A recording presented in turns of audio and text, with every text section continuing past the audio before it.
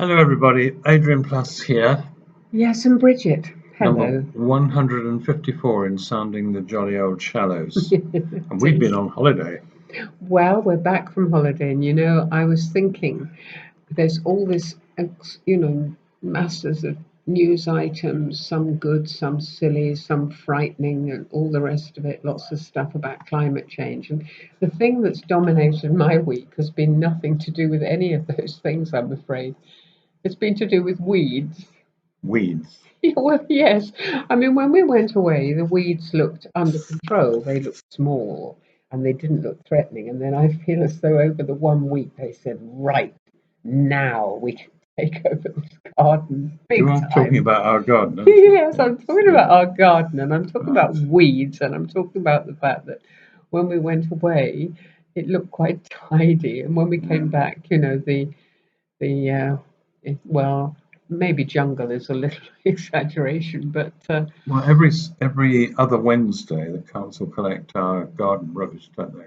I do. And how much stuff have you put into that? Because it went this week on Wednesday, I didn't it? would say nearly a bin full because I went mad. I thought I'm now in battle mode with Hmm. these weeds. And I know some of them are really pretty, but they're so clever and Hmm. fiendish. Are they? Well, I think they are. I mean, if you think about the design simply of a dandelion, right, it is Hmm. pretty. I mean, they are very pretty, but then they go over, and before you can catch that head, it's a simple blow, and you have dandelions coming up absolutely everywhere. Do they make you wet the bed? I don't know. I believed that for a fact when I was a child. In the same way that if you held a buttercup under your chin, it showed you liked butter. That's right. I did. I Mm. really believed it. In fact, I got told off for holding them sometimes. I think I think there was a bit of the old country woman in my mother. Yes, there was. There But you're was. right. They're very ingenious and sometimes very powerful, aren't they? They are. No, And they really attractive. are. Well, they can be attractive, but Yeah. I think the thing I've been thinking is about their roots and the fact that very often they spread their roots underneath the soil where you can't see them. And then Mm. just when you think, I'm sorry, I sound quite fervent about this, but Sounds slightly mad, to be honest.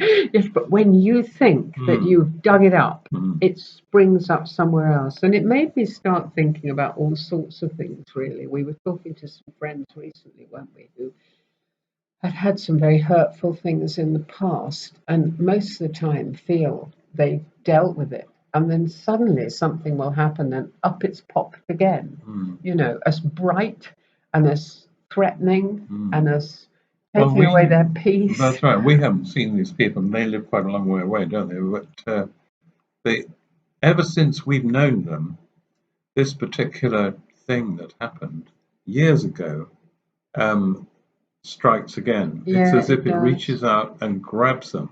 Yeah. Whether that is within your weed perspective, I don't know. Well, But there are other things. in our garden too, we've been clearing the gaps between the stone flags, haven't we? Well, you have, And or yeah. I have, and the weeds are incredible. Mm, They really do come through concrete, or they seem to. They can't do, can they? mm. But the tiniest, They tiniest crack, only need a they little they bit come of through. soil. Yeah, that's right.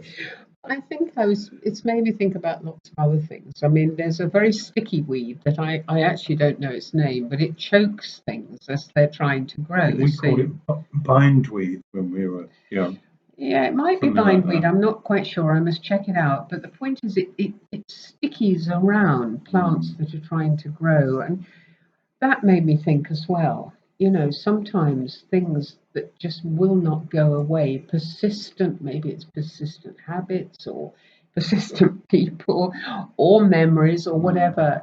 And good new things are trying to grow in us. But mm, these wretched, sorry, I do sound a bit passionate. I've had a busy week. But these wretched things mm. from, they can choke the good things that are trying to grow. Am I being a bit silly, or do you know I what I know it mean? is absolutely true, and of course, it is also a metaphor Well, I was thinking of it um, being a metaphor by now. for people like we just mentioned. And it, the difficult thing. certainly for evangelical Christians, I to begin to fed up with using that phrase and say it's pejorative. It's not. It's just a certain strata of us were taught that problems are soluble. And I'm not saying they're not, but there was a sense that if it was prayed about or prayed for, and but if it was done long enough, sometimes I think people thought that it would be gone. Actually, we've talked to, prayed with, known people intimately, closely, over many years, and I think I'd probably say for most of them, they may lose the power of the thing that there was, the absolute power over them, but they're probably steering a bit for the rest of their lives to make sure it doesn't start taking over like the weeds again. Yeah, taking over again. I don't know. I mean, Perhaps that's just wrong. keeping this metaphor for a few seconds more, you really can't give up on the need to keep working away, I think. I think things aren't necessarily taken away very easily. You do have to dig down and you do have to try your very best, to do what you can do. And obviously, I don't know, maybe I've got as far as I can go with that. What does that mean? Well, I mean, for example, suppose, well, I was thinking about you and smoking then. I mean, that was an addiction, if you like. It had been your support, your prop. My good friend. Your good friend. My consistent person that didn't argue with Well, me. there you go. Yeah. But it was something that was actually choking the good things that were growing. Yeah, I think that's true. I think that is true. Yeah. And you saw some people. Just can I just go on? No. I was smoking very heavily, probably 60 a day. You were. I don't want people who are this isn't anything about smoking as a sin or anything like that. You're talking about something that was actually blocking progress. I know it was, because it was had such a grip on me that I would play games with the rest of my life sometimes to make sure I didn't have to stop. Anyway, I just don't Well, want anyone to feel. No. I meant it could be anything. I mean, and just the thinking about tackling it made you feel very tired. I know there and weary and that you just couldn't do it really. And the hope that God would sort of one day, like in a fairy story, magic it away. And we knew people for whom things like that, not just smoking too much, but whatever it was, that sometimes these things were taken away. But for most people, it involves an enormous amount of digging down and digging deep. There was a program this week, wasn't there, about a man who's been through addiction, and it's taking him years to reach a point where he can begin to relax in a genuine way. And of course, we know it's because with an addiction, you never actually stop unless you're very fortunate. You stop today, you stop tomorrow, but you have many more days to come after that, and a battle. And when people say why wouldn't, well, we've heard this question too many times, an omniscient, omnipotent God, change all that and just wave a magic divine wand. Do my garden for me. And do your garden for you, yes. So that actually would be very helpful. I will have a word with him. Right. No, sorry, what were you going to say? No, I was going to say the problem is, I think, that in my experience, you don't get a removal of personality and attitude to life. You get a change, maybe, and that's very necessary sometimes. But I don't want to be the me who didn't smoke before I smoked. No, I don't know what that means. I mean, I want to be me. I remember someone saying to me, a psychotherapist who said to her son, I want to apologize to you for all the things that happened before uh, major change happened and things were better. And he said, no, I don't want you to apologize. I want to be me. I don't. We've talked before about, some broken pots that still have the evidence of their history and their nature. And some of the most people who've been most useful to God in practical ways, which always mean spiritual ways, have, although they've given up everything perhaps, and they've said, I'm no longer bound by this, I'm going to be obedient, I'm going to do what's needed, actually in the end, what they are has been really important. And even after major change has happened, there's still need for the most fundamental life views, world views to be shifted. So maybe it's something to do with that. I don't know.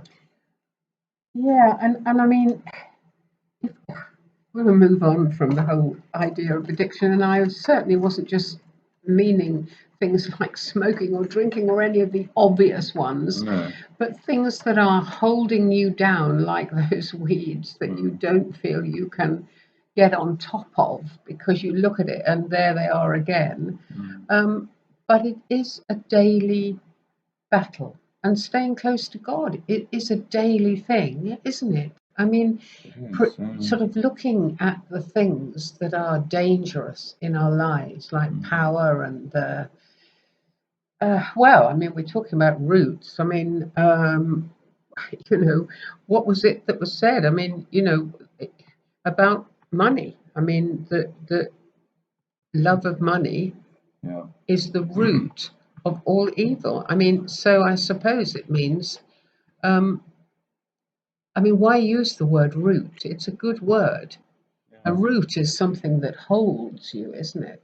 Yeah, and just before we go into that a bit more, I mean, we were thinking about Peter, who had changed radically. He went through a terrible time where he had to give up just about everything. But there was still something after all that time where he had to have a vision of the things he'd always felt most disgusting. He would be asked to eat them. And he needed that because before he had shifted that, really turned it around, he couldn't have done the next job, which was a bit like me and smoking, I think, which was going to Cornelius and realizing that actually things really had changed culturally for Christians. So when you no longer could exclude anybody, and that was massive. And of course, Saul and the changes that happened to him. But yeah, I mean, but I was thinking about what you were saying about the roots of all. I think that the actual thing in the Bible is love of money is the root of all evil.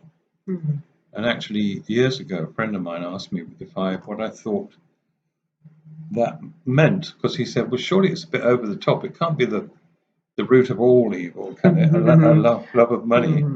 And I sat, and you know how over the last few years we've been encouraging people to Google their minds. That's been good, isn't it? Yeah, it has. I mean, when you Google the internet, you start on one thing and then off you go all over the place. And if you start that with your mind, I mean, if you put the word roots into your, or weeds into your mind and just let yourself ramble off Jot it all down. and jot it all down, write anything down that comes into your mind, it is quite fascinating. It is interesting.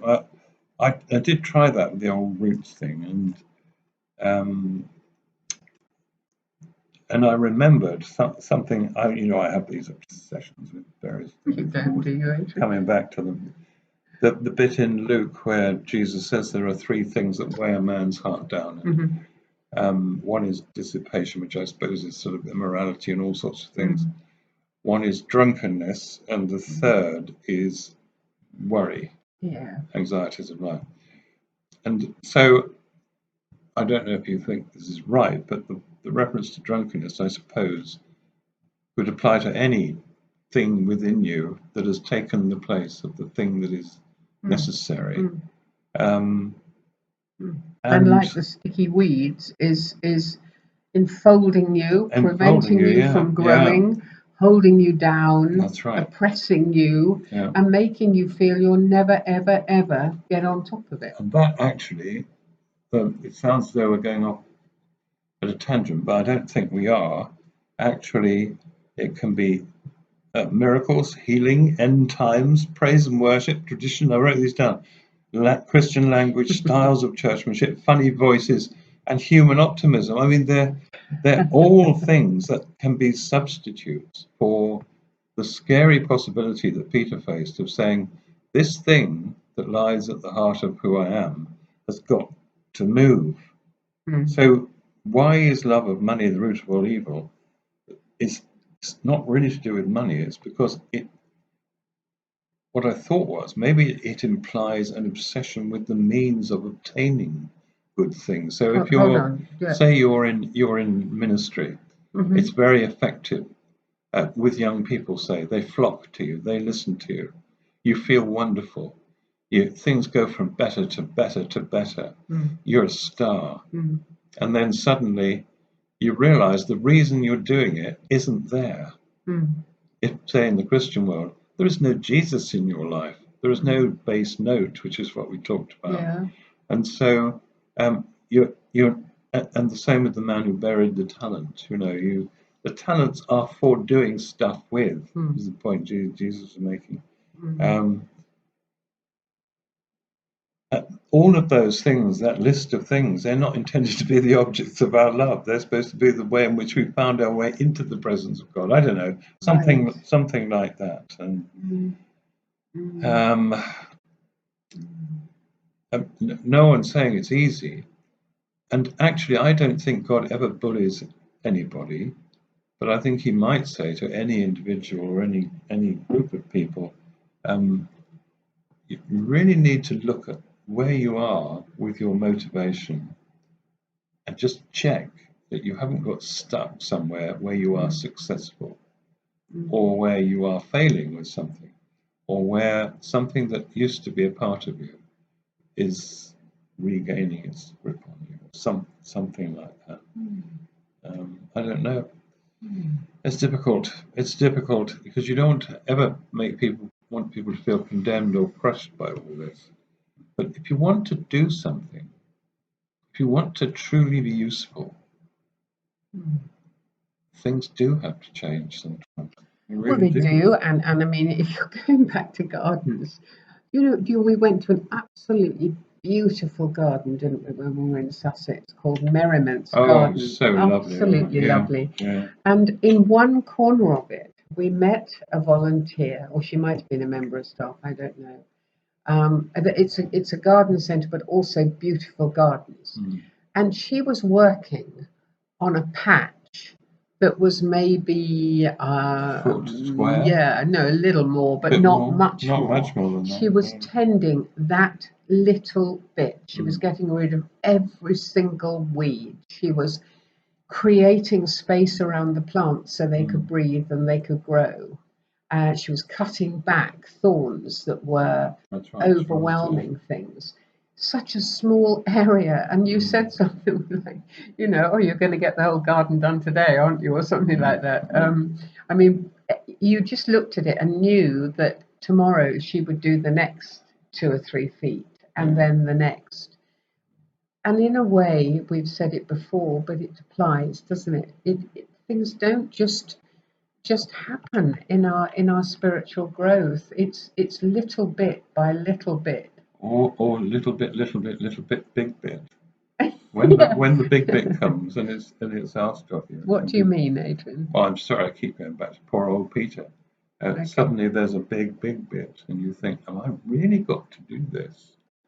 Yes, but he had already He'd started already tending done that patch. Yes, he had. Yeah, He had looked at loads of things in him that needed to be given away, dug out. Maybe it's the equivalent of God saying to him, "Just look behind you, Peter. Look at that clump of stuff over there. Yes, It hasn't even moved. You've weeded and done stuff, but that's got to go. I That's got suppose to so. come up And the by the other thing roots." is that God might be looking and saying, "Do you realise you filled a whole garden bin with rubbish?" And now I want you to do the next bit, because we know that he was already staying, wasn't he, with a tanner, with Simon the tanner, That's right. when he Yeah. had the dream. And the tanner was the person who dealt with the Yeah, hides of the that's animals, right, which yeah. in itself would not have been all right as far as the old Peter would have thought. Oh, he So certainly already, moved, but it was a big thing. yeah, Make no mistake about that. yeah, But he was working at it, and you're right. And of course, Saul had to go through this, didn't he? Moving into losing himself, being in the darkness, in order to discover what of himself would be preserved and used. and allow that. I mean, I've often thought about those 3 days in the darkness where, God said, I want you to think about what you've done. I want you to think about who you are now. And then the moment, one of our favourite moments in the Bible, really, Ananias comes along and puts his hand on him and calls him brother. Brother Saul. And a whole new family, a whole new friendship, a whole new way of life. But that is a vulnerable little plant at that point. And he understood, because of what had happened to him, that you had to stay rooted in the crucifixion that he would preach, rooted in the love of God. He says again and again, doesn't he, about I preach Jesus crucified. Yeah, he does. Because in the end, that is part of that base note we were talking about last week, isn't it? That the separation and the suffering that does come with wanting to do the right thing can be hard sometimes, and also absolutely wonderful, and just about everything in between. Paul was always saying, well, I'm the chief of sinners. There's that phrase by the American poet, isn't there? Only the fireborn understand blue. And that was to do with that being the hottest bit of the fire, wasn't it? The blue flame is the very hottest. And he'd been through the blue for flame. Saul, the heat of shame. That at one time, this God for whom he would have done anything, he was trying to destroy him. And to live with that throughout a time when you were preaching it was something else. And